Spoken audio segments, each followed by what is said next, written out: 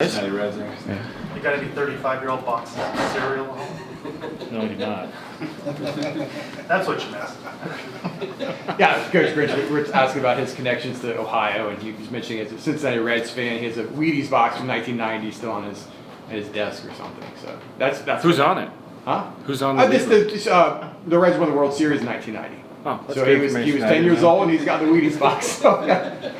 So Coach, I know that had been some frustrating sequence of events against Kansas the other night, just being at the goal line, 3 opportunities to score, couldn't do it. Just kind of, what was your recollection of those events from being upstairs, and how frustrating was that? Yeah, I mean, very frustrating. Really felt for the kids, our players, an opportunity again to play really good football in a critical situation. We didn't get it done. So, yeah, really bummed for those guys. You go back and look at it, it's just everything that we got to do. We got to play our best football when our best football is needed, consistency. And, it starts with practice. Really, those situations don't always come up in practice, but it's weird how things carry over when you can sustain high energy and execution in practice the whole week and then typically do well in those situations.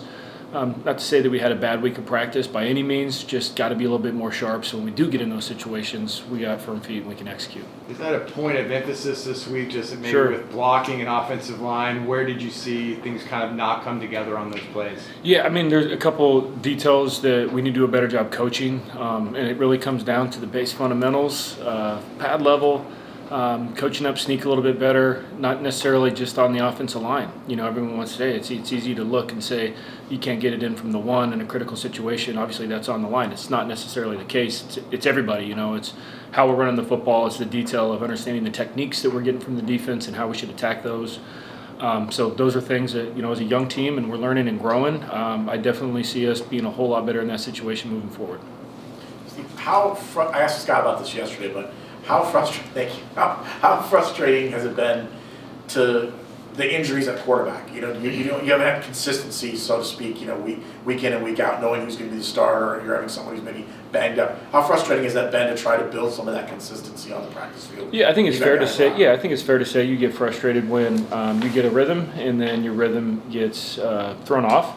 But that's the game of football. We're not unique versus anyone else in the country in relationship to trying to build a continuity with all the guys. It's just the difference for us is a little bit newer, so we're trying to find a rhythm. Doesn't matter who's playing quarterback. Yes, you're frustrated, but what are you going to do about it? It's the next man up mentality, and that's that needs to be the mindset, not just for the quarterback position. It's for everybody. Obviously, when the quarterback's the one that always touches the football, it's a little bit more highlighted. I'm more encouraged than discouraged just about everything.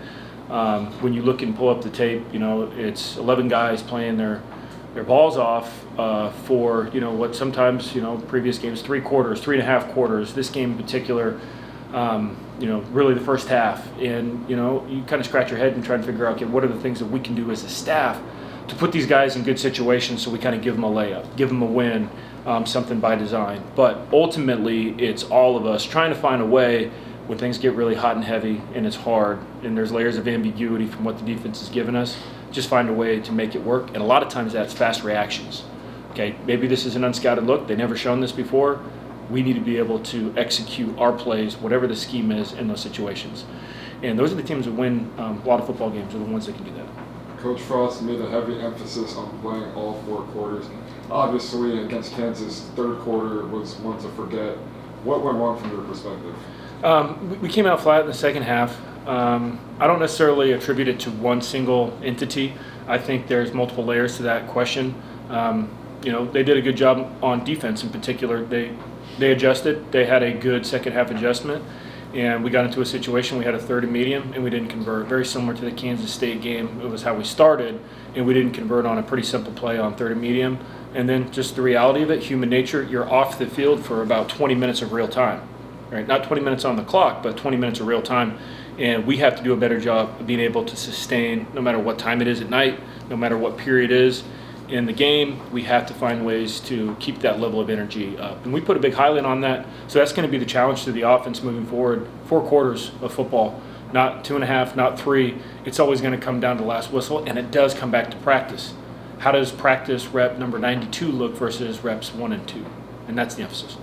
A lot of talk has been about the goal line offense, but you got the ball back on offense, and Cam was leading the team down the field, and there were a series of missed passes. What greater composure did you need to see there? What would you have liked to see down the stretch there? Yeah, thought Cam came in and he handled himself very well. Obviously, that's a strain for a quarterback that doesn't get all the reps with the ones. There's multiple layers to that. Point blank period, we have to be better, and that's not just Cam, that's all the offense. Protection's got to be cleaner.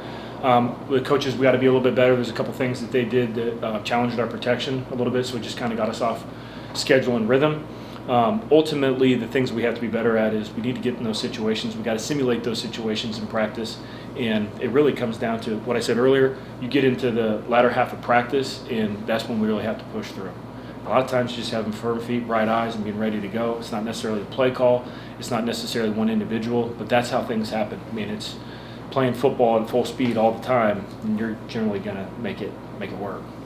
Coach Dylan Wade was back available for this Kansas game. Of course, Kyle Fox had his time as well. Just how would you evaluate Lieutenant performance this past week, and what are you looking for? Yeah, I think they would tell you that it wasn't winning football for all 4 quarters. There were some good plays. Certainly, there were some good plays, and I want to highlight some of the early runs. Very physical, did what we needed to do at that position, and then we got a little bit later in the game, and you started to see things fall off. Some of it's fundamental, some of it's technique, some of it's the adjustment that they needed to make versus the defense's adjustment. And I think our guys are ready to play. They're bright-eyed. Can we sustain that for 4 quarters? That's the challenge. Throughout the 5 games, you guys have consistently rotated the guards in pairs. At this stage, is it simply about keeping guys fresh, or is it performance-based? Both, right? We're trying to find a rhythm, but at the same time, we got guys that can play inside, and we certainly want to have the freshest guy. And you have to be mindful of those things later in the game where, hey, maybe I could get a fresher guy in, but we have continuity and rhythm going to avoid things like the false starts, to avoid things like maybe just the adjustment that's going to be made because the guy that's been out there has seen what the defense is doing, in particular the techniques up front. So it's both. We want to play a number of guys so we stay fresh, but we also have what we believe is some really good players, and we need to find a way to get continuity with not just 5, but 6 and 7. And that's just playing more ball. And in that position, and on the interior, how does Dante Corleone challenge you guys? What are you seeing on tape with him? Yeah, great. I mean, this guy's a very good player. He's been around that program for a while. It seems to me that they've centered the way that they run their scheme based around him and his ability to take care of the middle of the football field up front. And he's going to be a challenge this week. He's a load. Sounds like he's been dinged up, and it looks like we're going to get a healthy version of him, which we challenge the offensive line good. That's what we want. We want to get one of the better players in this league and get his best shot. A few more. Coach, there were obviously some times where you kind of struggled on 3rd down last game. Just kind of how do you attack that issue going into the week, and just kind of how do you improve on 3rd down going into the end of the season? Yeah, I'll give you 3 layers. One, it's try to get into some better stuff, so it's an easier completion, it's a better scheme.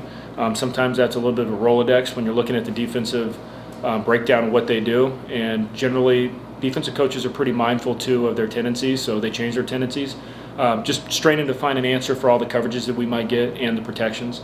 Part 2, we need to be better in practice, executing the simplest stuff. Sometimes that's going to be, hey, just making sure we're getting our depth on our route, or making sure the ball's out on time in practice. So we're harping on our guys in relationship to those things, and then firming up the protection.